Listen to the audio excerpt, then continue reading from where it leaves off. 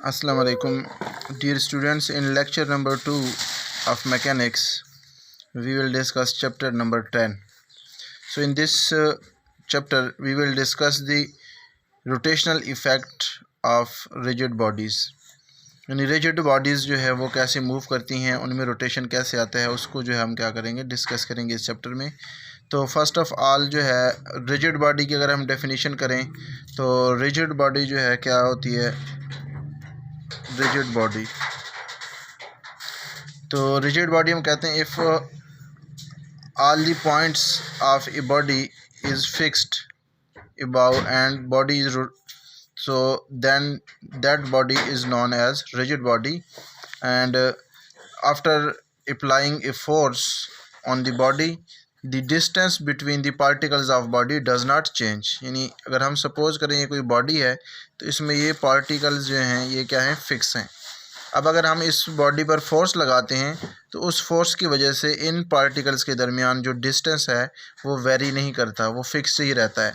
तो हर ऐसी बॉडी को हम क्या कहेंगे, रिजिड बॉडी। तो just like for example marker है, बोर्ड मार्कर, ये रिजिड बॉडी है। चेयर है, टेबल है, तो ये सारी क्या होती हैं, रिजिड बॉडीज़ होती हैं। अब टॉर्क क्या चीज़ होता है, टॉर्क की हम डेफिनेशन करते हैं, the turning effect of a body is called torque. तो turning effect of a force, यानी फोर्स की वजह से जो टर्निंग इफेक्ट प्रोड्यूस होता है, जस्ट लाइक सीलिंग फ़ैन है, उस पर जब फोर्स लगती है तो मूव करता है, रोटेट करता है। या अगर गाड़ी का व्हील है उस पर जब इंजन की फोर्स लगती है तो फोर्स की वजह से वो भी क्या करता है, रोटेट करता है। तो the turning effect of a force is known as torque. और टॉर्क को जो है हम दूसरा नाम मोमेंट आर्म भी कहते हैं, या moment of force, moment of force, torque या मोमेंट ऑफ फोर्स। तो टॉर्क की डेफिनेशन क्या होगी, turning effect of a force is called torque और moment of force. As we know that force का जो फार्मूला है वो इक्वल होता है F is equal to ma। अब जब रोटेशनल मोशन होती है, ये हम पिछले लेक्चर में डिस्कस कर चुके हैं कि रोटेशनल मोशन में जो body about some fixed axis जो है क्या कर रही होती है, रोटेट कर रही होती है, तो वहाँ पर जो है एंगुलर एक्सेलरेशन प्रोड्यूस होता है अल्फ़ा। तो अल्फ़ा जो है वो इज इक्वल, अल्फ़ा की वैल्यू हमने फाइंड की थी, यानी टेंजेंशियल एक्सेलरेशन जो है AT, ये हमने फाइंड किया था, ये इक्वल होता है R इंटू अल्फ़ा। R जो है वो क्या है, रेडियस है, और अल्फ़ा जो है वो क्या है, एंगुलर एक्सेलरेशन है।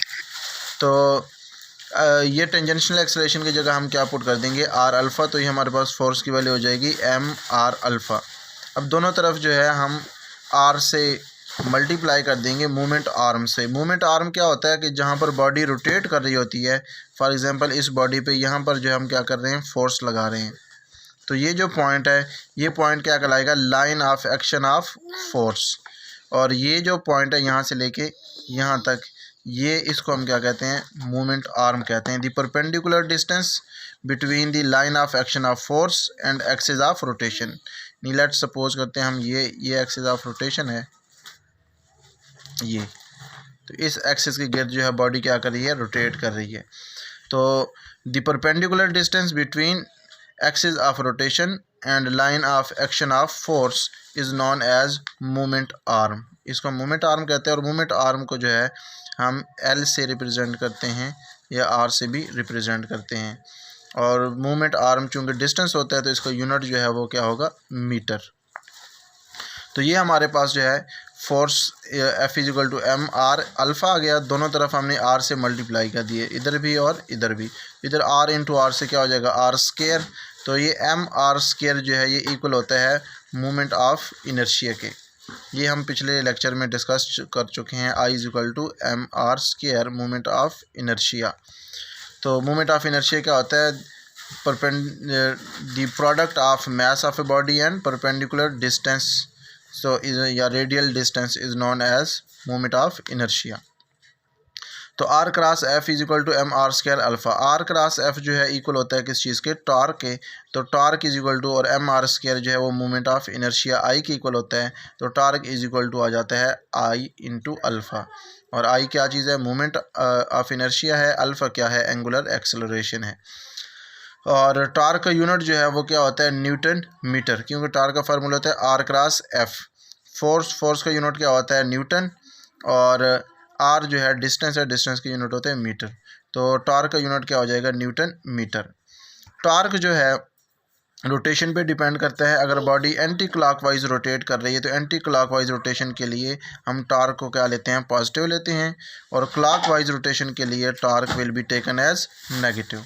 तो क्लॉकवाइज रोटेशन के लिए टॉर्क नेगेटिव होगा और एंटी क्लॉकवाइज रोटेशन के लिए टॉर्क जो है वो क्या होगा, पॉजिटिव होगा।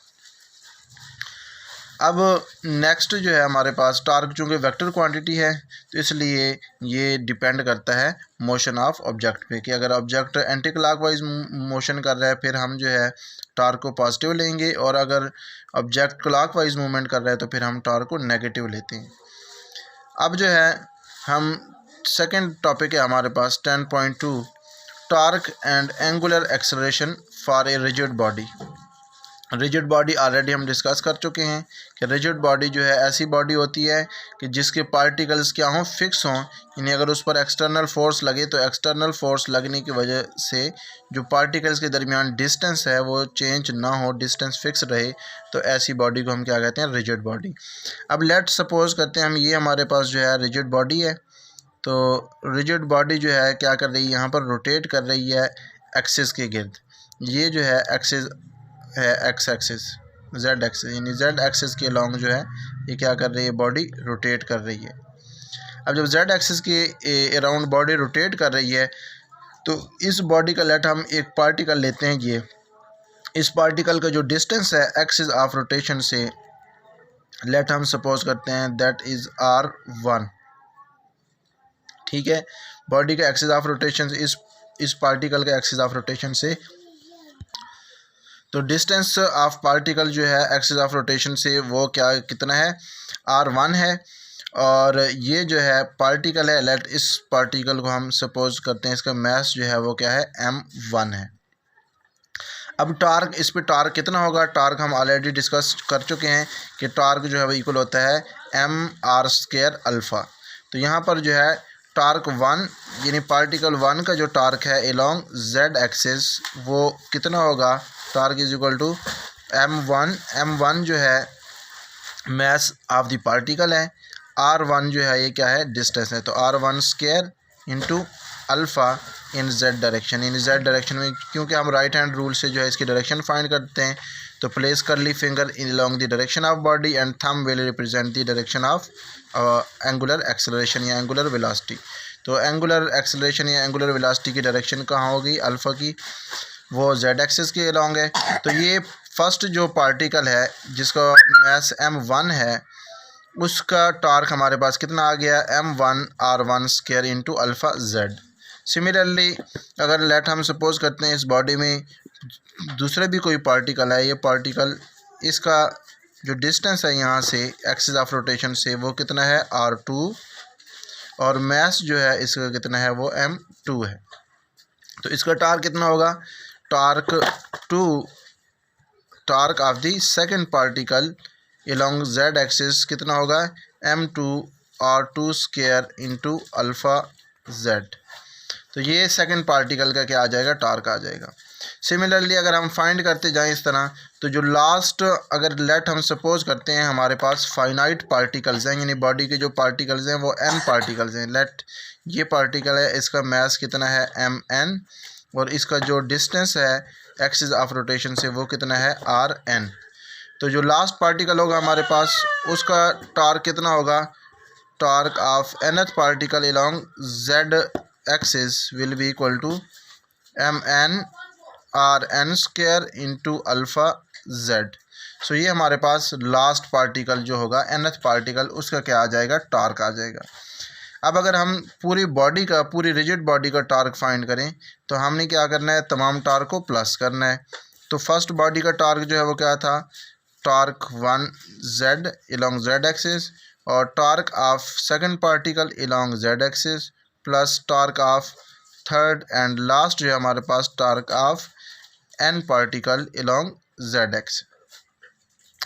अब टॉर्क का हमें पता है फार्मूला क्या होता है, torque is equal to m1 mr² alpha. तो फर्स्ट टॉर्क हमारे पास कितना था, m1 r1² into alpha along z axis, and second जो हमारे पास टॉर्क 2 कितना था, m2 into r2 square into alpha zx, plus last जो पार्टिकल होगा उसका हमारे पास टॉर्क कितना है, mn into rn square into z alpha along z axis.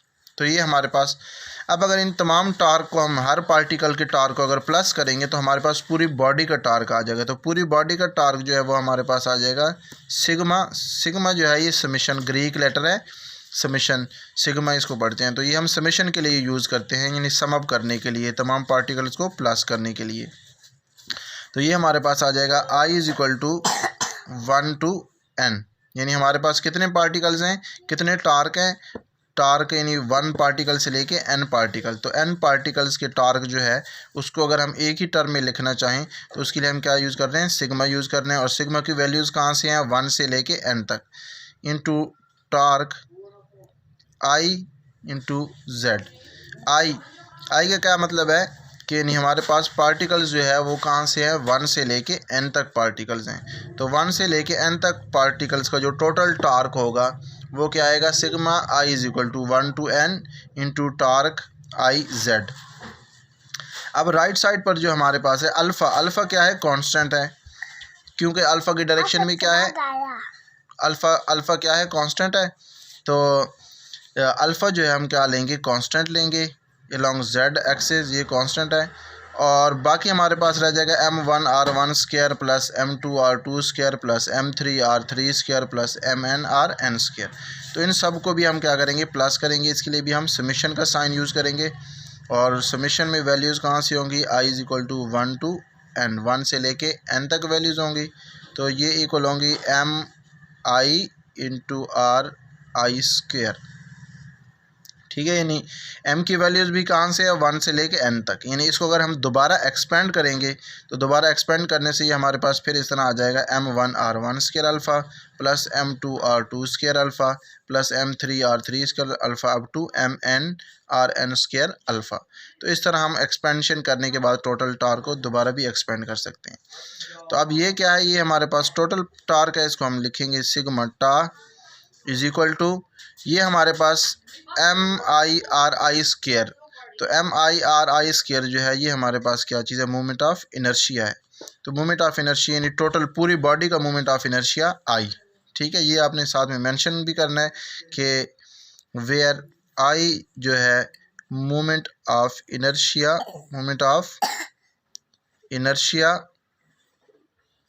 Of A complete rigid body, यानी रिजिड बॉडी, पूरी रिजिड बॉडी को जो है इरेगुलर शेप रिजिड बॉडी है।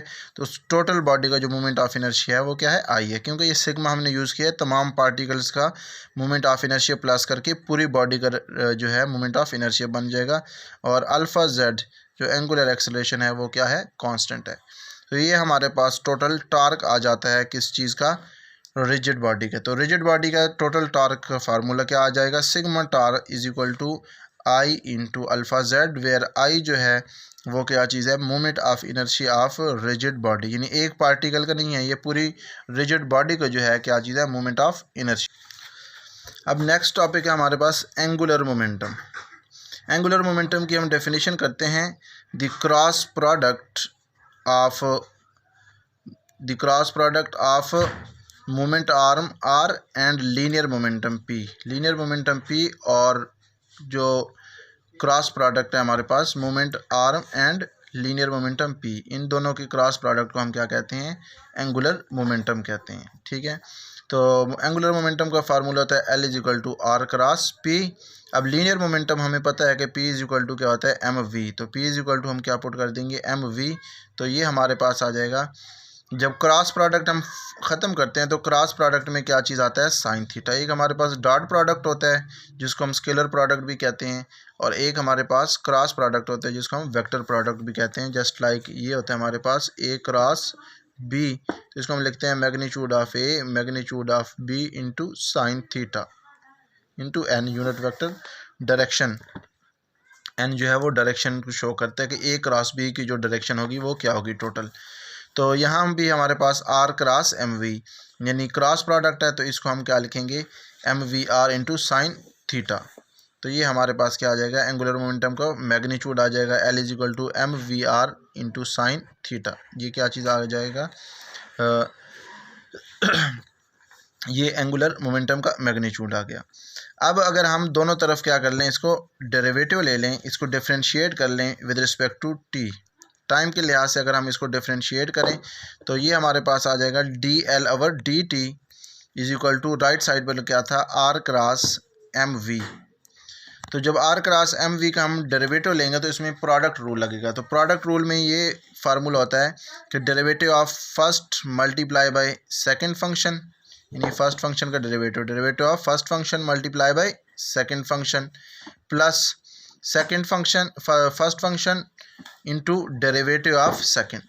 ठीक है, तो ये रूल होता है। यानी अगर हमारे पास ए क्रॉस बी है, ये दो हमारे पास अगर अब जो है वेक्टर्स हैं, इसका हम क्या लेते हैं, डेरिवेटिव लेते हैं with respect to time T.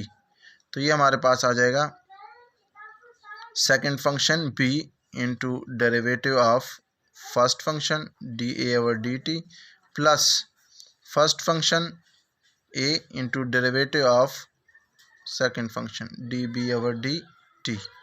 तो ये जो हमारे पास क्या है, प्रोडक्ट रूल है। ये प्रोडक्ट रूल हम यहाँ पर लगा रहे हैं।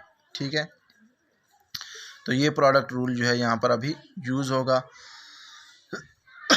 तो यहाँ पर देखिए हमारे पास एक फर्स्ट फंक्शन ये है और सेकंड फंक्शन जो है हमारे पास ये है v। m तो स्केलर है, स्केलर का डेरिवेटिव नहीं होता, कांस्टेंट को हम बाहर लिख लेते हैं। तो v जो है वो क्या है, वेक्टर है, क्योंकि p की जगह हमने लिखा था mv। तो ये हमारे पास आ जाएगा D R over D T. इसका हम डेरिवेटिव ले रहे हैं, तो ये derivative of first function into second function M V plus first function R into derivative of second function. M चूँकि कांस्टेंट है उसको हमने बाहर लिखे है, तो D V over D T ये हमारे पास डेरिवेटिव आ जाएगा। तो अब ये हमारे पास आ जाएगा first function D R over D T, यानी अगर हम rate of change of displacement find करें तो rate of change of displacement जो है वो इक्वल होता है वेलोसिटी के। तो D R over D T की जगह हम क्या लिख सकते हैं, वेलोसिटी लिख सकते हैं। तो इसकी जगह आ जाएगा V cross M V plus R into D V over D T, rate of change of velocity. Rate of change of velocity किस चीज़ की इक्वल होता है, एक्सेलरेशन की। तो इसकी जगह हम क्या ले लेंगे, एक्सेलरेशन। अब चूँकि ये वेक्टर और वेक्टर के दरमियान क्या है, प्रोडक्ट है। वी जो है, वी क्या है, ये भी वेक्टर है और ये भी वी क्या है, वेक्टर है। इन दोनों क्या है, सेम वेक्टर हैं। ये भी वेलोसिटी है, ये भी वेलोसिटी है। तो जब सेम वेक्टर्स के दरमियान क्रॉस प्रोडक्ट आ जाता है तो वो क्या आता है, ज़ीरो आता है। जिस तरह हम सपोज़ ए क्रॉस ए करते हैं, अगर ए क्रॉस ए, तो इसको अगर हम एक्सपेंड करें तो ये आ जाएगा magnitude of A into magnitude of A into sine of theta. अब अगर दो वेक्टर हैं, फॉर एग्जांपल ये वेक्टर ए है, इस डायरेक्शन में है, तो वेक्टर ए अगर दूसरा भी हम लेंगे तो दोनों चूँकि सेम वेक्टर हैं तो दोनों की डायरेक्शन क्या होगी, सेम होगी। जब डायरेक्शन सेम होगी तो एंगल कितना होगा, 0 डिग्री होगा। ठीक है, तो जब हम 0 डिग्री एंगल पुट करेंगे तो ये आ जाएगा ए इंटू ए से ए स्क्वायर और साइन 0। तो साइन 0 जो है ये क्या हो जाता है, 0, क्योंकि साइन 0 की वैल्यू 0 होती है। तो फिर इसका क्रॉस प्रोडक्ट ए क्रॉस ए क्या आ जाएगा, 0 आ जाएगा। तो इसलिए चूँकि ये भी वेलोसिटी है, ये भी वेलोसिटी है, तो दोनों वेलोसिटी के दरमियान क्या है, वेक्टर है। तो इसलिए जो है ये दोनों वेलोसिटीज़ की डायरेक्शन क्या होगी, सेम होगी। तो इनका जो क्रॉस प्रोडक्ट है वो क्या हो जाएगा, 0 हो जाएगा। तो फर्स्ट टर्म हमारे पास क्या हो जाएगी, 0 हो जाएगी। तो we will left with second term R cross M A. तो आर क्रॉस एम ए हमारे पास रह जाएगा। तो 0 प्लस एम ए जो है वो इक्वल होता है किस चीज़ के, एफ़ के। तो आर क्रॉस एफ़, तो 0 प्लस आर क्रॉस एफ़ से क्या आ जाएगा, आर क्रॉस एफ़ आ जाएगा। और आर क्रॉस एफ़ हमें पता है किस चीज़ के इक्वल होता है, टॉर्क के इक्वल होता है। तो ये हमारे पास जो है टॉर्क आ जाएगा। तो D L over D T, D L over D T किस चीज़ के इक्वल आ गया, टॉर्क के इक्वल आ गया। तो इसको हम इस तरह भी लिख सकते हैं कि rate of change of angular momentum is equal to torque. So rate of change of angular momentum of a particle equal to torque of the net force acting on it. यानी जब नेट फोर्स, जब कोई external force लग रही होगी तो then rate of change of angular momentum जो है वो हमेशा किस चीज़ के इक्वल होगा, टॉर्क के इक्वल होगा। ठीक है, यानी अगर पार्टिकल है वो मूव कर रहा है, ऑर्बिटल मोशन कर रहा है विद रिस्पेक्ट टू टाइम। तो विद रिस्पेक्ट टू टाइम अगर वो ऑर्बिटल मोशन कर रहा है तो उसकी ऑर्बिटल मोशन जो है वो हमेशा किस चीज़ की इक्वल होगी, रोटेशनल मोशन की। तो रोटेशनल मोशन जो है वो किस चीज़ को हम कहते हैं, टॉर्क को। तो rate of change of angular momentum will be always equal to torque. और एंगुलर मोमेंटम और एंगुलर वेलोसिटी और angular acceleration have always in same direction, यानी इनकी डायरेक्शन क्या होती है, सेम होती है। हम राइट हैंड रूल से फाइंड करते हैं, place curly finger along the direction of motion of object and thumb will represent the direction of angular velocity या एंगुलर मोमेंटम या एंगुलर एक्सेलरेशन। तो एंगुलर एक्सेलरेशन या एंगुलर वेलोसिटी, ठीक है, या एंगुलर मोमेंटम जो है, इनकी जो डायरेक्शन है वो हमेशा क्या होती है, along the axis of rotation होती है। यानी जिस एक्सिस के अराउंड बॉडी रोटेट कर रही होती है तो उस एक्सिस के अराउंड जो है ये क्या करते हैं, डायरेक्शन भी इसकी एंगुलर मोमेंटम की, एंगुलर वेलोसिटी की और एंगुलर एक्सेलरेशन की वही होती है। और एंगुलर मोमेंटम के लिए जो है हम यूनिट यूज़ करते हैं, यानी L इज इक्वल टू होता है R क्रॉस P, ठीक है। तो P जो है हमारे पास मोमेंटम है, P इज इक्वल टू क्या होता है, mv। तो अगर इसकी जगह हम mv पुट करें तो ये हमारे पास यूनिट आ जाते हैं। मास का यूनिट होता है किलोग्राम, वेलोसिटी की यूनिट होता है मीटर पर सेकंड, और इसका जो है हमारे पास यूनिट आ जाता है मीटर। तो किलोग्राम मीटर स्क्वायर, तो ये हमारे पास आ जाता है किलोग्राम मीटर स्क्वायर पर सेकंड, ठीक है। तो इसको अगर हम सेकंड से मल्टीप्लाई भी कर दें और सेकंड से डिवाइड भी कर दें तो ये हमारे पास बन जाएगा किलोग्राम मीटर। इस मीटर को हम अलग कर लेते हैं और ये सेकंड इंटू सेकंड से क्या हो जाएगा, सेकंड स्क्वायर। किलोग्राम मीटर पर सेकंड स्क्वायर, एक मीटर यहाँ से बच गया और एक जो है हमारे पास क्या बन जाएगा, सेकंड, ठीक है। तो अब ये किलोग्राम मीटर पर सेकंड स्क्वायर जो है इक्वल होता है न्यूटन, और ये हमारे पास रह गया मीटर, न्यूटन इंटू मीटर, और ये हमारे पास रह गया सेकंड। तो न्यूटन इंटू मीटर जो है इक्वल होता है जौल के, तो जौल इंटू सेकेंड। तो एंगुलर मोमेंटम जो है इसके यूनिट क्या होते हैं, जौल इंटू सेकेंड। तो जौल इंटू सेकेंड जो है ये एंगुलर मोमेंटम का यूनिट होता है। और प्लैंक्स कांस्टेंट जो है, Planck's constant H, Planck's constant H जिसकी वैल्यू होती है 6.663 मल्टीप्लाई बाय 10 की पावर माइनस 34 जौल इंटू सेकेंड। इसके यूनिट भी क्या होते हैं, जौल्स इंटू सेकेंड। तो अक्सर जो है ये पूछ भी लेते हैं MCQs में कि following which of the following quantities have same unit. तो उसमें ऑप्शन जो है दिया होता है Planck's constant and angular momentum. तो एंगुलर मोमेंटम और प्लैंक्स कांस्टेंट इन दोनों के यूनिट भी जो है वो क्या होते हैं। इसके बाद है angular momentum of rigid body. अगर रिजिड बॉडी का हमने एंगुलर मोमेंटम जो है वो फाइंड करना है तो एंगुलर मोमेंटम हमें पता है कि L इज इक्वल टू क्या होता है, L is equal to mv/r। अब जो है v क्या है, लीनियर वेलोसिटी है। तो as we know that v is equal to क्या होता है, r इंटू ओमेगा। ओमेगा जो है वो क्या है, एंगुलर वेलोसिटी। तो अगर v की जगह हम r ओमेगा पुट करें तो ये हमारे पास आ जाएगा m इंटू r, एक r ये है और एक जो है यहाँ से आएगा r ओमेगा से। तो r इंटू आर से क्या आ जाएगा, r स्क्वायर इंटू ओमेगा। तो एंगुलर मोमेंटम हमारे पास आ जाएगा m/r स्क्वायर ओमेगा।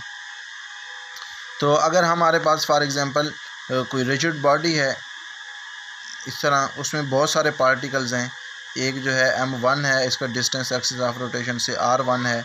दूसरा m2 पार्टिकल है, इसका डिस्टेंस r2 है, सिमिलरली r3 एंड rn। तो अगर बहुत सारे पार्टिकल्स हैं तो उसके लिए हम एंगुलर मोमेंटम लिखेंगे Li, यानी I जो है वो कहाँ से है, 1 से लेके n तक। अगर कोई बॉडी है उसमें फॉर एग्ज़ाम्पल 20 पार्टिकल्स हैं तो फिर हम लिखेंगे Li। उसमें हम सिग्मा फिर कहाँ से लगाएंगे, उसमें हम सिग्मा लगाएंगे I is equal to 1 to 20, यानी 20 पार्टिकल है।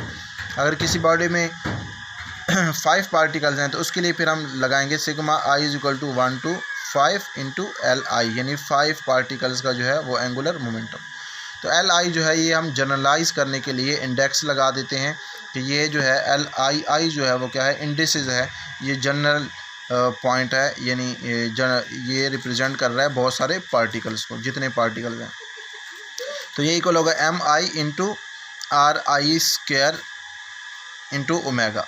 तो ये हमारे पास आ जाएगा mi are I square into omega. Omega चूँकि एंगुलर वेलोसिटी जो है हर पार्टिकल की क्या होगी, कांस्टेंट होगी, ठीक है।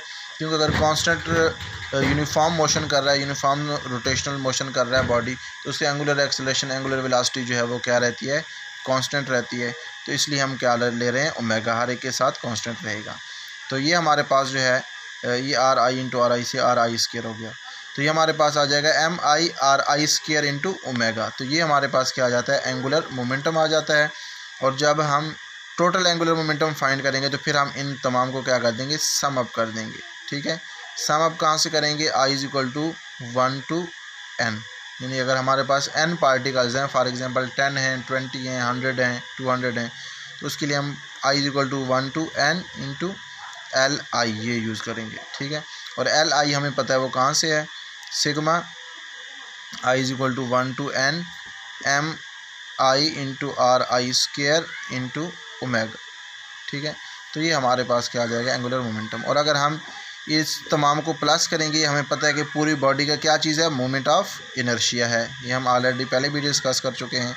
तो ये क्या आ जाएगा, मोमेंट ऑफ इनर्शिया आई आ जाएगा पूरी बॉडी का, और साथ में क्या आ जाएगा, एंगुलर वेलोसिटी ओमेगा। तो ये क्या आ जाएगा, total angular momentum of rigid body.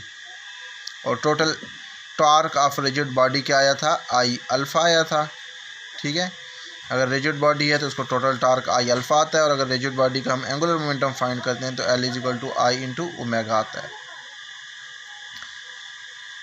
Last topic हमारे पास आज के लेक्चर का 10.6, तो कंजर्वेशन ऑफ एंगुलर मोमेंटम, यानी जो टोटल एंगुलर मोमेंटम है किसी भी रिजिड बॉडी का, वो क्या रहता है, कंजर्व रहता है, वो क्या रहता है, कांस्टेंट रहता है। यानी अगर फॉर एग्जांपल रिजिड बॉडी है, हम सपोज करें कि रिजिड बॉडी है, तो रिजिड बॉडी की अगर ये पार्टिकल 1 है, m1, ठीक है, और इसका डिस्टेंस r1 है। इस तरह m2 है, ये इस रिजिड बॉडी का, ठीक है, पार्टिकल m2 और इसका डिस्टेंस r2 है। ये mn इंटू इसका डिस्टेंस जो है वो rn है, ठीक है। तो अब हर पार्टिकल का जो एंगुलर मोमेंटम होगा वो क्या होगा, डिफरेंट होगा। लेकिन जब भी हम टोटल पूरी बॉडी का एंगुलर मोमेंटम जब भी हम फाइंड करेंगे किसी भी एक्सिस के गिर्द, जब ये रोटेट करेगी, तो इस बॉडी का जो टोटल एंगुलर मोमेंटम है, टोटल एंगुलर मोमेंटम इसका हमेशा क्या आएगा, कांस्टेंट आएगा। टोटल एंगुलर मोमेंटम हमेशा सेम रहता है। जस्ट लाइक हम law of conservation of charge जो है पढ़ते हैं, law of conservation of charge, यानी टोटल चार्ज जो है वो हमेशा क्या रहता है, सेम रहता है। इस पॉइंट पर फॉर एग्जांपल अगर 200 चार्जेस आए हैं, तो इसी पॉइंट से 200 चार्जेस फिर क्या करेंगे, लीव भी करेंगे। तो टोटल चार्ज क्या रहेगा, कांस्टेंट। जितना चार्ज आया है उतना चार्ज आगे मूव कर गया, तो टोटल चार्ज क्या रहा, कांस्टेंट रहा।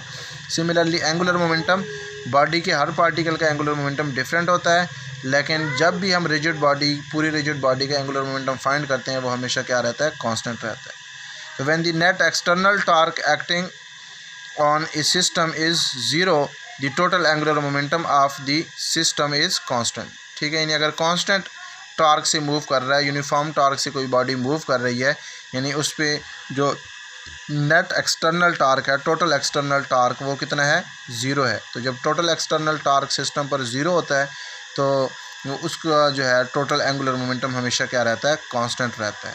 तो when the net external torque acting on a system is 0, the total angular momentum of the system is constant. अब एंगुलर मोमेंटम हमें पता है, हमने अभी पढ़ा है कि एंगुलर मोमेंटम जो है वो किसकी इक्वल होता है, आई इंटू ओमेगा की, ठीक है। तो आई इनिशियल एंगुलर मोमेंटम जो है वो क्या होगा, I1 इंटू ओमेगा 1, और फाइनल एंगुलर मोमेंटम क्या होगा, I2 इंटू ओमेगा 2, और ये टोटल क्या रहेगा, कांस्टेंट रहेगा, ठीक है। यानी इनिशियल एंगुलर मोमेंटम हमेशा सेम आएगा किसके, फाइनल एंगुलर मोमेंटम की। अब लेट हम सपोज करते हैं कि हमारे पास 2 बॉडीज़ हैं, एक बॉडी ए है और एक बॉडी बी है, ठीक है। दोनों एक दूसरे पर क्या कर रही हैं, force, acting force on each other, experiencing force on each other, दोनों एक दूसरे पर फोर्स लगा रही हैं, exerting force on each other. तो अब जो torque of body A on body B, ठीक है, यानी बॉडी ए की वजह से जो बॉडी बी पर टॉर्क होगा वो किस चीज़ के इक्वल होगा, ये हम ऑलरेडी डिस्कस कर चुके हैं प्रीवियस सेक्शन में कि जो हमारे पास rate of change of angular momentum है वो हमेशा किस चीज़ की इक्वल होता है, टॉर्क के। ठीक है, तो अब अगर यहाँ पर फॉर एग्जांपल हमारे पास एक जो है torque acting on A B due to A, यानी बॉडी ए की वजह से जो बॉडी बी पर टॉर्क लग रहा है वो किस चीज़ की इक्वल होगा, D L B over D T. ठीक है, यानी torque of angular momentum of B, rate of change of angular momentum of B, यानी बी बॉडी बी का जो टाइम के लिहाज से एंगुलर मोमेंटम जितना चेंज हो रहा है उस पर उतना ही टॉर्क लग रहा है, किस चीज़ की वजह से, बॉडी ए की वजह से। Similarly torque on B body A due to body B, यानी बॉडी बी की वजह से जो टॉर्क लग रहा है बॉडी ए पर वो कितना हो जाएगा, rate of change of angular momentum of body A, यानी बॉडी ए का जो एंगुलर मोमेंटम है वो टाइम के लिहाज से जितना चेंज हो रहा है उस पर उतना ही टॉर्क लग रहा है। अब अगर हम नेट टॉर्क देखें, टोटल टॉर्क, तो जो बॉडी बी टॉर्क लगा रही थी किस चीज़ पर, बॉडी ए पर, वो इक्वल होगा minus into torque exerting by body A on body B.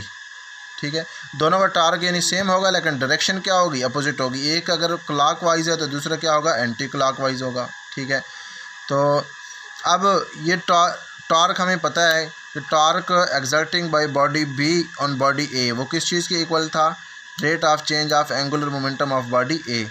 तो यानी ये हमारे पास इसकी जगह हम पुट कर देंगे रेट ऑफ चेंज ऑफ, तो ये जो है torque exerting body B on A जो है इक्वल होगा rate of change of angular momentum of body A, और ये माइनस है इधर आगे क्या हो जाएगा, प्लस हो जाएगा। ठीक है, तो ये हमारे पास आ जाएगा रेट ऑफ, यानी जो बॉडी ए टॉर्क लगा रही थी किस चीज़ पर, बॉडी बी पर, ये इक्वल होगा rate of change of angular momentum of body B, यानी बॉडी बी का जो टाइम के लिहाज से जितना एंगुलर मोमेंटम चेंज हो रहा है उतना ही उस पर क्या लग रहा है, टॉर्क लग रहा है। तो ये इस साइड पर हमारे पास क्या बच जाएगा, ज़ीरो, क्योंकि इसको हम इधर ले आए हैं, माइनस से इधर आके प्लस हो गया तो इधर ज़ीरो बच गया। तो it's implies that rate of change of total angular momentum, यानी ये बॉडी ए का एंगुलर मोमेंटम और बॉडी बी का एंगुलर मोमेंटम दोनों को प्लस करेंगे तो क्या आ जाएगा, टोटल एंगुलर मोमेंटम। तो rate of change of total angular momentum with respect to time is equal to zero, यानी टोटल एंगुलर मोमेंटम जो ज़ीरो क्या है, कांस्टेंट है। ठीक है, तो it's mean rate of change of angular momentum क्या रहता है, ज़ीरो रहता है अगर बॉडी पर कोई एक्सटर्नल टॉर्क ना लग रहा हो, यानी नेट टॉर्क ज़ीरो हो। यानी जिस तरह यहाँ पर बॉडी बी टॉर्क लगा रही थी किस पर, बॉडी ए पर, और सिमिलरली बॉडी ए जो है वो टॉर्क लगा रही थी किस पर, बॉडी बी पर। तो दोनों क्योंकि सेम टॉर्क लगा रही थी, डायरेक्शन अपोजिट थी, तो एक दूसरे के टॉर्क को क्या कर रही थी, कैंसिल कर रही थी। तो इस सूरत में नेट टॉर्क जो है वो क्या था, ज़ीरो था। तो नेट टॉर्क ज़ीरो होने की वजह से जो है टोटल एंगुलर मोमेंटम जो है वो भी क्या रहता है, कांस्टेंट रहता है। तो जब नेट टॉर्क ज़ीरो होता है बॉडी पर, उस वक्त जो total angular rate of change of angular momentum है वो हमेशा क्या रहेगा, कांस्टेंट रहेगा, हमेशा ज़ीरो के इक्वल रहेगा। तो ये जो है हमारा आज का क्या था, लेक्चर था। तो इस में हमने जो है rotational effect of rigid bodies जो है वो क्या किया, डिस्कस किया। इसके अकॉर्डिंग जो है मैं आपको कुछ जो है न्यूमेरिकल्स भी क्या करूँगा, सेंड कर दूँगा, तो वो आपने सॉल्व करके फिर मुझे भेजने हैं। उसकी मैं आपको डेट भी बता दूँगा कि किस डेट को आपने वो सबमिट करवानी है। ठीक है, ओके, अल्लाह हाफ़िज़।